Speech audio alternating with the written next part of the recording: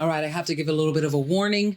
This episode does have themes of suicide, so let's dive right in. If you don't want to go in, please do not. Your safety is what matters. Okay. To my dad, pity was love, which is why he loved it when people pitied. It meant they cared, and also forgot to ask him if it was reciprocal. Yet I found the quality annoying on him. As we walked through the basilica, he proceeded to talk about these mysterious suicide attempts without mentioning who, what, where, and why. They were just his wail calls for pity, and I did not bite. Instead, I had a much darker thought. Well, you did not succeed. When your abuser is in church with you, at a weekend trip to see if you can reconcile, and decides to invent suicide attempts, it is annoying. First, my dad knew I had two of my own, and I had details. With that in mind, he tossed the line like it was a Pikachu at a Pokemon match, and then proceeded to move on to another self-pitying conversation. I was instantly annoyed because the weekend was about him trying to prove that a decade without me in his life made him realize he should have been better to me when I was in it. Instead, he could not stop talking about either A, spoiling his other family, B, childhood traumas that were so old and stale they might have been at the inauguration of the Basilica 700 years ago. It was overwhelming me because my father only gave me around 20 minutes to say what over 20 years of his abuse had done to me before he felt too uncomfortable and started making fun of a gardener that accidentally hosed himself. No joke. He literally interrupted me to laugh at a gardener, and I was midway discussing the time he abandoned me day one in my master's program by cutting the first bank account he opened to fund my education. Yet I digress. As we walked around with families by the dozens, lighting candles to saints, the thought permeated my brain. What if he had succeeded and done so when I was a child? My conclusion was right, but tragic. My life would have been so much better. The fact that my dad wanted pity from me was another red flag for his lack of remorse. You do not want pity from your victim if you are handing them a genuine apology. What you want is mercy, a form of love born from forgiveness that you humbly request. My dad did none of the above.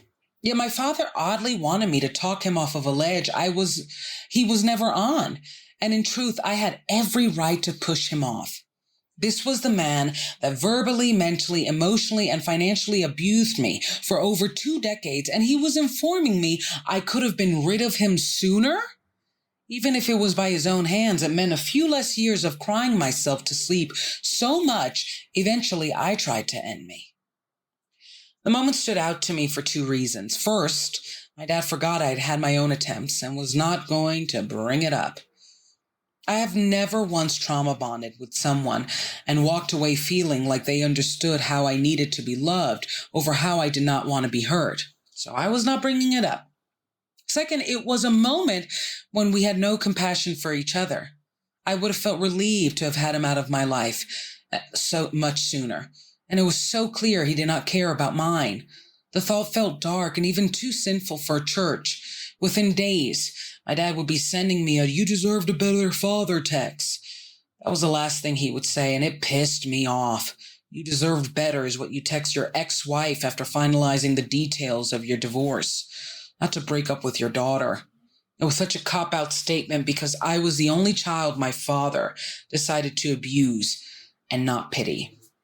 So this was a really hard episode for me to write and relive, because I was very bothered by the fact that I was not moved by my dad. And you don't know my dad. He's somebody that really, really, really loves when people feel bad for him, and he will just say anything. So when he said, I tried to end me twice, it was so tossable. But it landed on me because A, it meant he didn't remember my own attempts, and B, this weekend was about me, about him showing humility, about him trying to make up for all the abuse he had caused me and kind of show that he's not that person anymore. He is a better human being. That abuser is in the past. But one of the hardest The hardest thing to accept about my father was that he would never grow. He would never change. He would never become a better person, because people who like to be pitied, they are people that usually see life according to images. Who really does want to be pitied? There's something about that that's just not tasty unless you go for the superficial and the superfluous. And my dad did. He was not a good human being, but he understood that enough that he would always try to look good, even if it was at the cost of me and my own well-being. So when he brought that up, I was like, oh, wow, he doesn't remember. And then he just moved on in conversation. And it was really, really hard writing this episode and kind of digesting that moment. But I felt like I needed to talk about it, because I say that one of the reasons I'm doing Daddy Recovery is because of YouTube comment sections. I watch a lot of ASMR and Reiki videos. And if you ever go and watch those videos, what you're going to see is a lot of, regular schmegular people like myself. And they're talking about their traumas and their feelings, and they're they're writing their elaborate stories of pain. And I cry, and it makes me feel so less alone and admirable and angry at the same time, because sometimes I really do wish I was alone in my pain, and to see how common it is, my story. I think men who have multiple families, like my father, I don't even know if I know all of my siblings, but I do know that he was consistently telling me about how well and how lavishly he was treating his other family, and then proceed to berate me spiritually, and make fun of me, call me names, yell at me, make me cry, come up with some scheme for me to lose money, that instance where he opened up a bank account and he took me to the bank. And he said, this is a part of our new era, something that he would say often when he was on a redemption arc for no one. And he said, I'm going to pay for your master's program. I had gotten a scholarship, but nobody gets a full scholarship to master's programs. And it was abroad.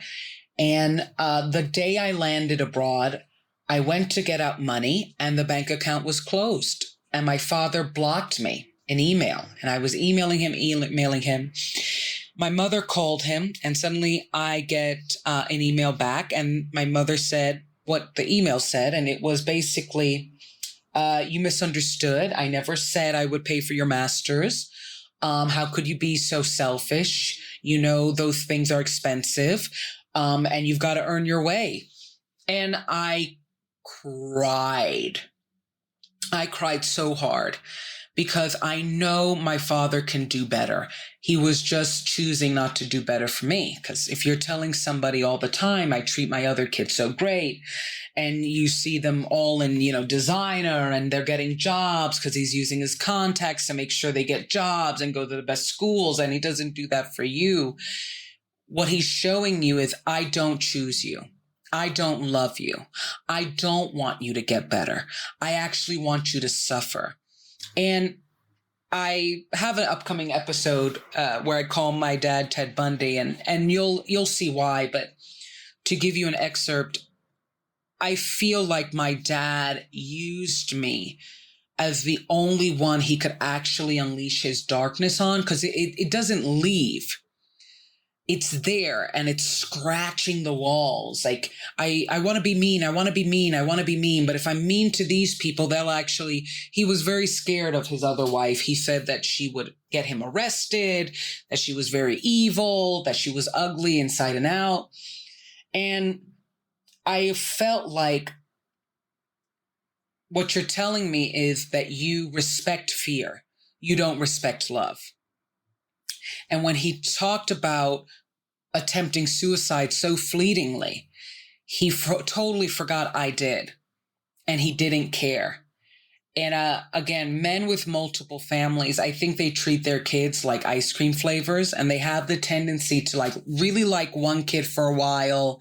And then, that kid is chocolate, and now they're on to strawberry. So they're hanging out with strawberry more. And I was never my dad's favorite. He always hated me. But it took me a while, as it does a lot of people, to kind of understand that it's not my fault, but understand also that he was evil, and be allowed to say that to myself, because he was so adamant that he was not a bad guy. He was just lost, and I wasn't that good of a kid. And one of the most painful things that I realized in writing this episode, for however brief it is kind of that my dad, it wasn't just that he chose not to provide for me, is that he chose to abuse me and convert me into this person that couldn't provide for themselves, didn't have the confidence, was always choosing people that were like her abuser, aka my dad. Exes, friends, that emulated his form of abuse, speaking to me with like vulgar and calling me names. And it was a lot. It was a lot. And I do this because I want to heal, but I really do hope that this podcast and this series finds people that really need to know it was them. It's not you. You couldn't have made them love you. You can't be love if you're always plotting and scheming and focused on your image. Those people don't love. They just want to be loved. And I stopped loving my dad, because to love him was to not love myself. And when that truth is your father, it's hard. It's hard. So prayers up to everybody, and follow Daddy Recovery.